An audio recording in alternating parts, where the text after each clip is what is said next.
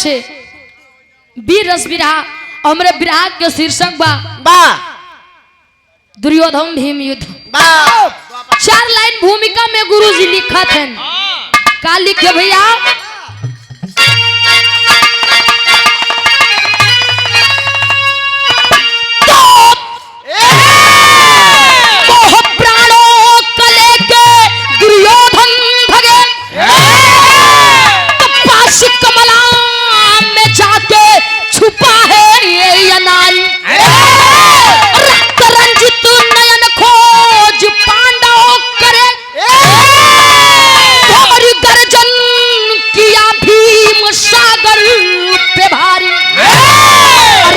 न पाएगा हाथों से गीदड़ू मेरे कमचिया लाखों हितन में जड़ा ले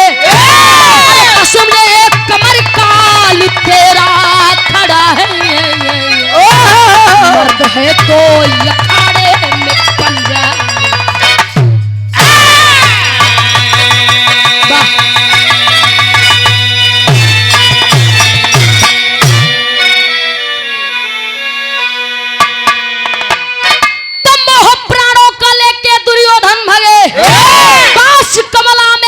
छुपा है अनारी रक्त रंजित नयन खोज पांडव करे भोरी गर्जन किया भीम सागर पे भारी बच न पाएगा हाथों से गीदड़ मेरे कवच आज लाखों ही तनों में जड़ा ले कसले कमल कार तेरा खड़ा है मर्द है तो अखाड़े में पंजा।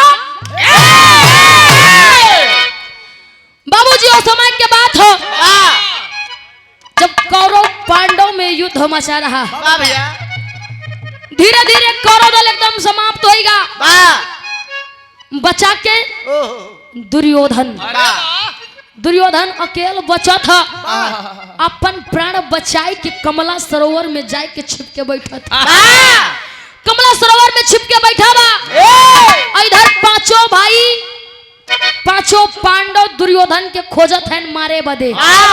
भीम ललकार रहे हैं कि ये दुर्योधन बड़े बहादुर बनते हो आकर मुझसे सामना करो। अब क्यों मुझ छिपा कर बैठे हो? अगर सही सही माई के लाल हया तार माई दूध पियाए हो तो आई के हमसे युद्ध करा। विराह में बड़ा बढ़िया गजल के भाव लगाता। का लगे भैया?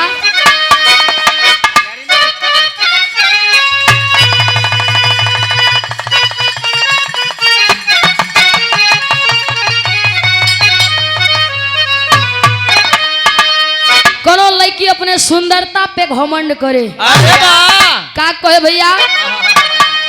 अरे मैं नाजे हूँ सुना हूँ अरे तुम मेरा ये तजाम करो। अरे मैं नाजे हूँ सुना हूँ अरे तुम मेरा ये तजाम करो। अरे जवानी नाम है मेरा मुझे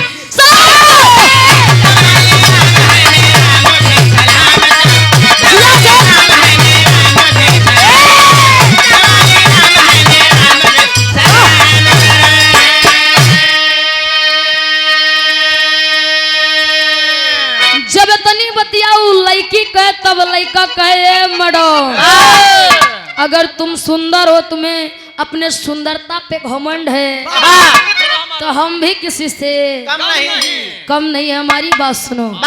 लड़का कहे का कहे भैया?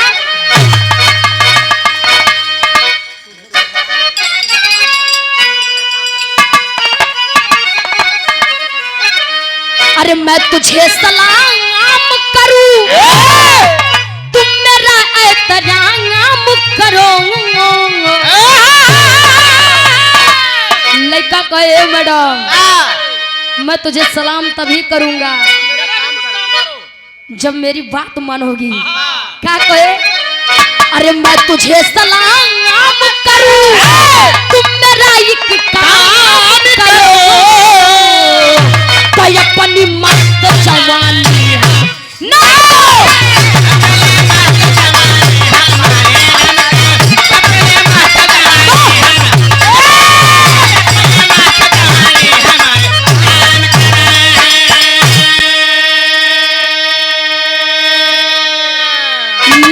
इधर कमला सरोवर में बैठ के दुर्योधन अपने मन में विचार करे।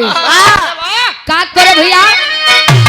अरे हमारी कुछ भूल से अरे गुलशन ये बर्बाद हुआ। अरे हमारी कुछ भूल अरे गुलशन ये बर्बाद हुआ। अरे जवानी जाग पड़ी जोश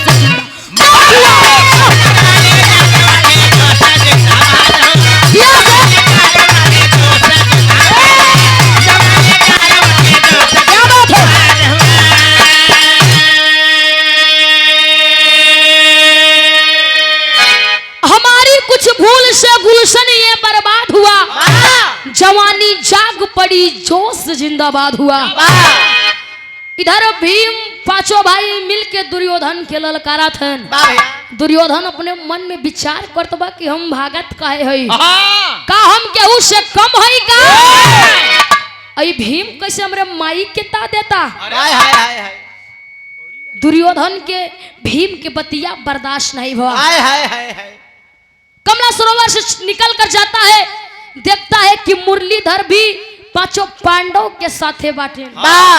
जब कन्हैया के देखे दुर्योधन कहने अब तक काम हम बनाए ले। कन्हैया से जाए कि दुर्योधन कहे कि ये कन्हैया अगर तू सचमुच मुरलीधर कन्हैया हया तो हम जोन का वो के मनबा। का कहे भैया? बिरहा में तर्ज बदलाता।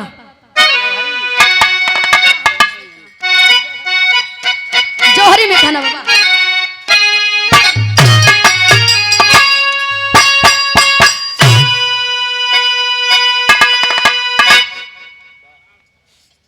जियो कहे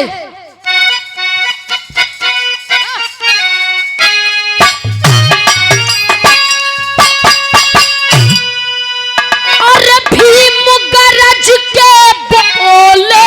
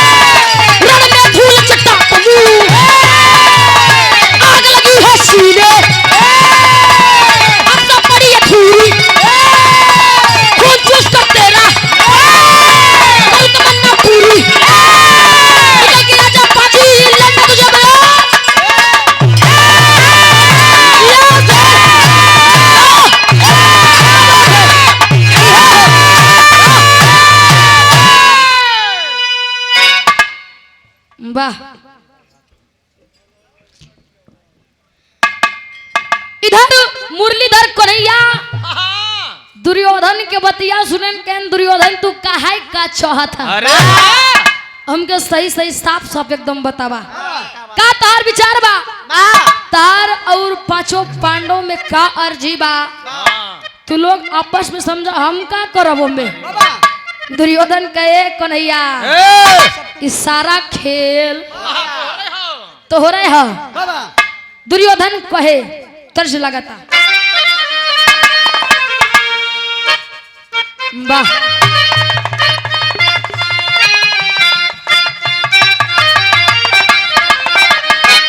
कोनो दुल्हन अपना सैया के बड़ाई करे का कहे भैया कि मोर पिया कुंवरा कन्हैया अरे मोर पिया कुंवरा कन्हैया बोलावेला बसुरिया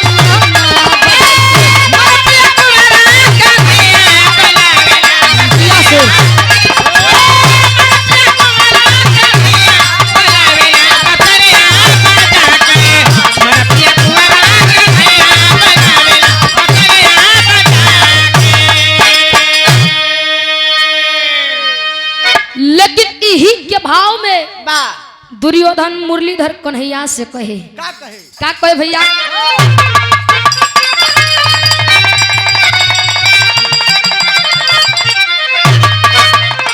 सुनला हे कुंवरा कन्हैया सुनला है कुंवरा कन्हैया मुदैया कलड़ी है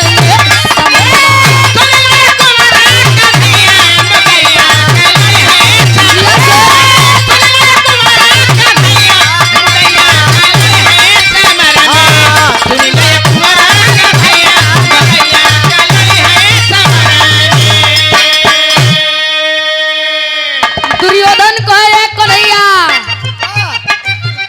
ये 5 जने हैं हम है अकेल कैसे युद्ध होई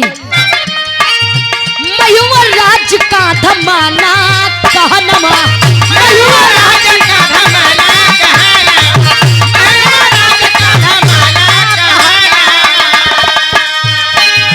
होई राज साथे हमरो लड़नवा हो हमरो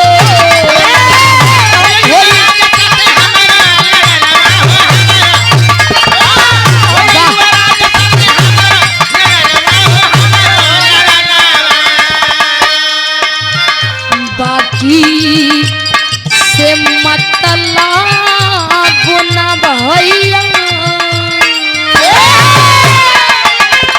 बाकी से मतलब ना भैया मुदैया का लड़ी है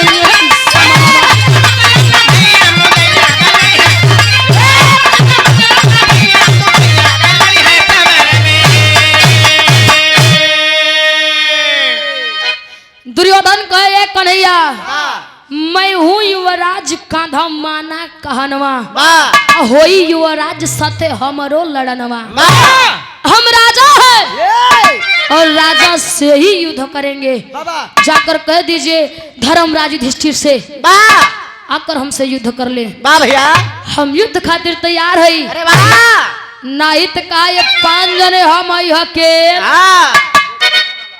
तो कैसे युद्ध होई युद्ध तभी होगा जब धर्म का युद्ध होना चाहिए धर्म का युद्ध होगा कह जाए कि कोई राजा साहब से यानी कि युधिष्ठिर से आई के हमसे युद्ध कैले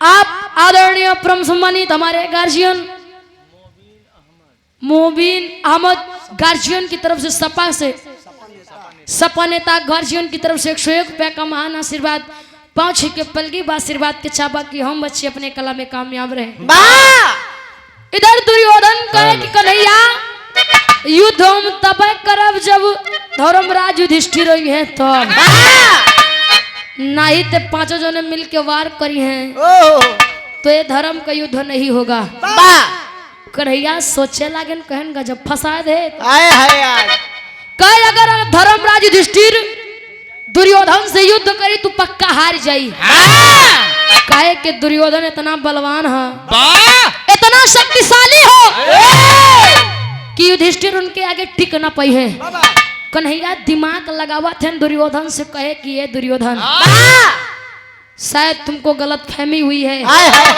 यहाँ के राजा युधिष्ठिर नहीं भीम जी हैं आप भीम से युद्ध कर लीजिए दुर्योधन कहे हम के पागल समझे है तो के पागल देखा थई यानी हमसे कहा था कि यहाँ के राजा युधिष्ठिर नहीं भीम हैं चला कन्हैया हम तोरे बात मान लीन कि यहाँ के राजा युधिष्ठिर नहीं भीम हैं लेकिन हमारे एक बात तो के माना के पड़ी कहे जाए कि युधिष्ठिर से कही दा भीम के आय के प्रणाम कैले अगर भीम के प्रणाम कर लिए तो हम मान जब यहाँ के राजा युधिष्ठिर नहीं भीम हैं कन्हैया कहें फिर फंसा दीस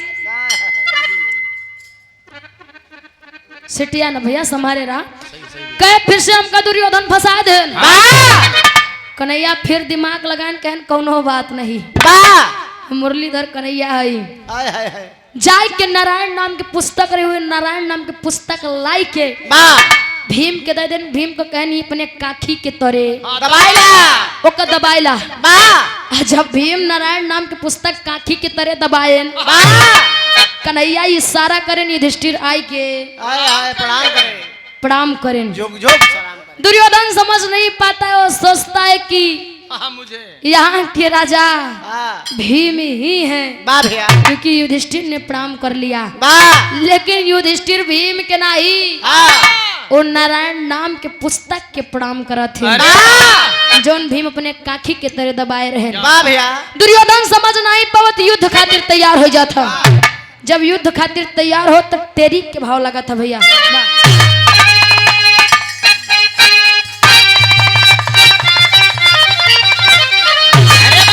अरे खिलाड़ी दुइनो जंगीया भिड़े, अरे खिलाड़ी दुइनो जंगीया भिड़े, गदा उठा के नाहर ठोक दिया ये तालिया।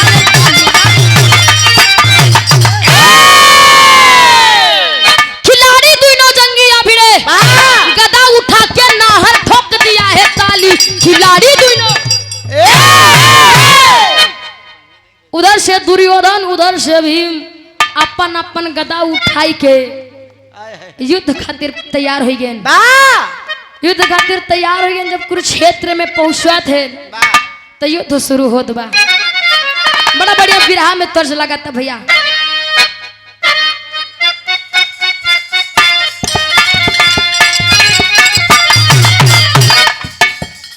कनो दुल्हन कहे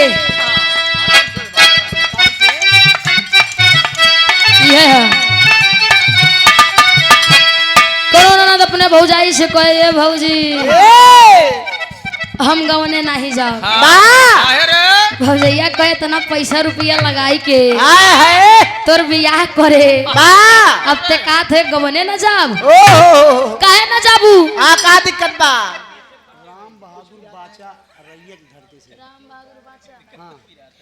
आप आदरणीय परम सम्मानित हमारे गार्जियन आप श्री राम बहादुर बाचा रैया की पावन धरती से भैया इस भाव को समझते हुए 201 रुपए का महान आशीर्वाद पहुंच के पलगी बा। तब नदिया बताए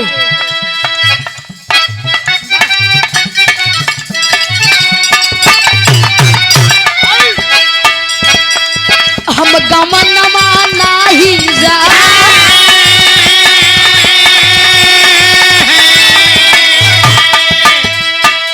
हम गमन माना ही जाब, हम गमन माना ही जाब, नई नई प्रीत लगल यही रना, हम गमन माना ही जाब, नई नई प्रीत लगल यही रना, हम गमन माना ही जाब, नई नई प्रीत लगल यही रना, हम गमन माना ही जाब। लेकिन इन्हीं के भाव में इधर दुर्योधन भीम जब कुरुक्षेत्र में आपस में भिड़ा थे तो होत का भैया रम गगन माही लेना, रम गगन माही लेना, रम गगन माही लेना, तुम जूझे वीर जवनमा, तुम जूझे वीर जवनमा, रम गगन माही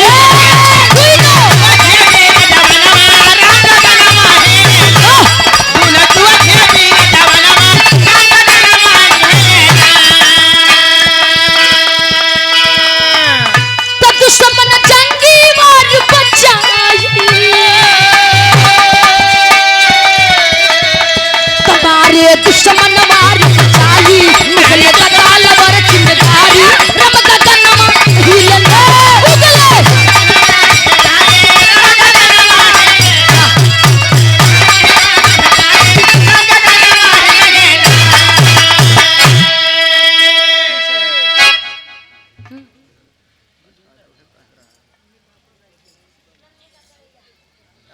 आप आदरणीय हमारे गार्जियन आप ने का रैया की पावन धरती से 101 रुपया का महान आशीर्वाद पहुंच के पलगी बा। आप आदरणीय परम सम्मानित हमारे गार्जियन आप श्री भूपेंद्र यादव रैया की पावन धरती से 101 रुपया का महान आशीर्वाद गार्जियन के पहुंच के पलगी बा। ताली के मिस्त्री विधायक भैया जी तरफ से खनीनार देवरिया से आप हमारे गार्जियन टाली के मिस्त्री खनीनाथ देवरिया की पावन धरती से 501 रुपया का महान आशीर्वाद पहुंचे के पलगी बा आशीर्वाद के चावा। इधर बाबूजी युद्ध शुरू हो गया, एक दूसरे से कम नहीं पड़त है। ताए भीम के गदा दुर्योधन के ऊपर, दुर्योधन के गदा भीम के ऊपर, एक दूसरे के बल थमत है। भीम सोचत है लागत बा कि दुर्योधन के हम हराए न पाऊ का। फिर मुरलीधर कन्हैया इशारा करें कि ये भीम दुर्योधन के ऐसे हराए न पाऊबा। अगर दुर्योधन के हरावे के बाद तो जंघा पे वार करा, काहे कि इनकर पूरा शरीर बज्जर हो गया बाबा। सिर्फ वो जंघा छोड़, अगर जंघा पे वार करब तबे हराए पाऊबा, नहीं तो नहीं। तब भीम करत इनका भैया पापट के भाव लगा।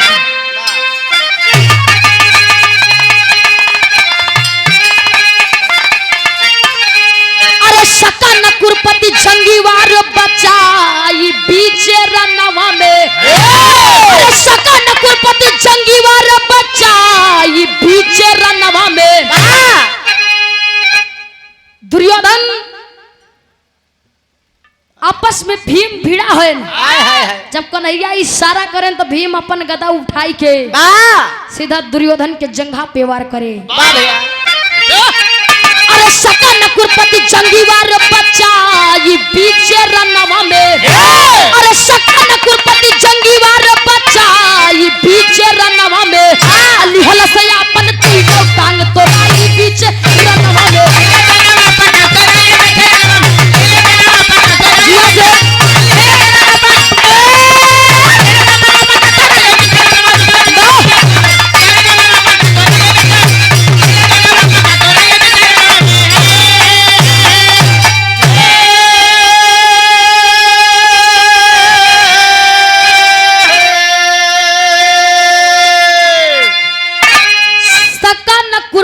जंगी वार बचाई बीचे रनवा में। लिहल से अपन दुनो टांग तोड़ाई बीचे रनवा में। भीम वादा किए थे उस समय, जिस समय दुर्योधन द्रौपदी को अपने जंघा पे बिठा रहा था।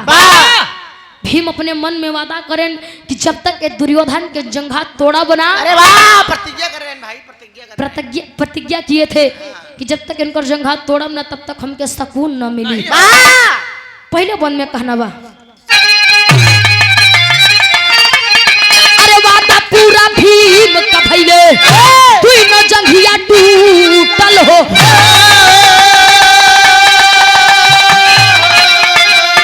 अब खून से कसिया द्रौपदी होवे रहली कब से रूठल हो।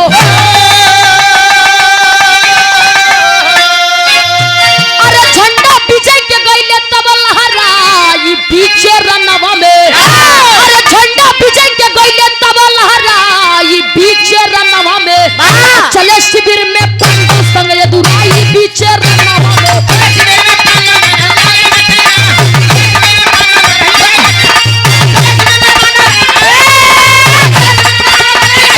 जिया जिया जिया जिया जिया।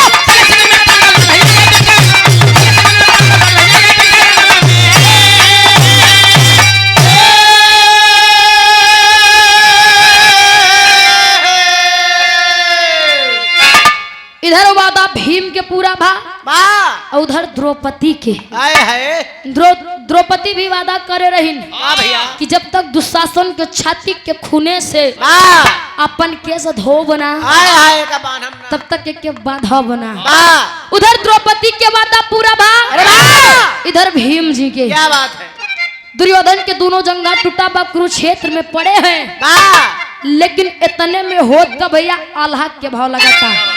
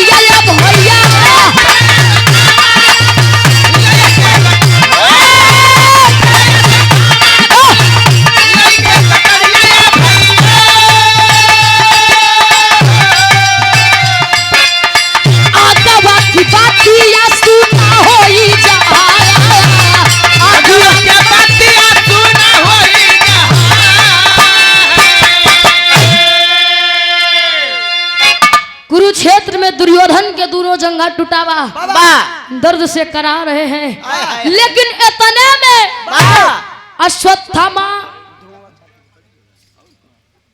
दुर्योधन के पास जब जाते वाह भैया तो दुर्योधन हाथ जोड़ के विनती करे कि ये अश्वत्थामा हमारे एक सपना बा। वाह अश्वत्थामा का हम ही बरे तोरे पास आए हई वाह कि तार आखिरी इच्छा का बा, बताओ अपने आखिरी इच्छा के हम जरूर पूरा करब। दुर्योधन कहे हमारे तने आखिरी इच्छा बा कि हमारे दुश्मन के पांचों पांडव के मुड़िया काट के हमारे हाय हाय पास लावा अगवा लाई के रख दा, वाह खुशी खुशी हम अपन प्राण त्याग देव।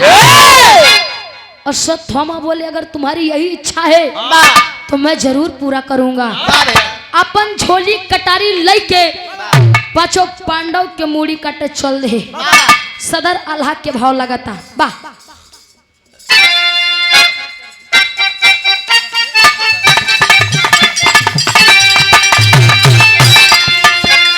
धीरे धीरे होई गई रात या धियारिया,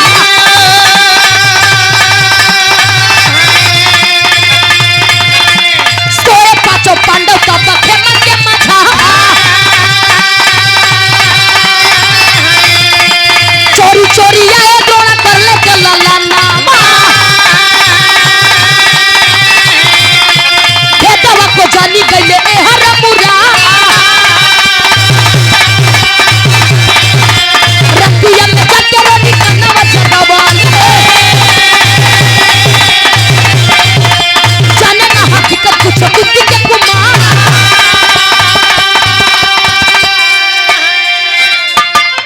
अरे पापी अश्वत्थामा काटे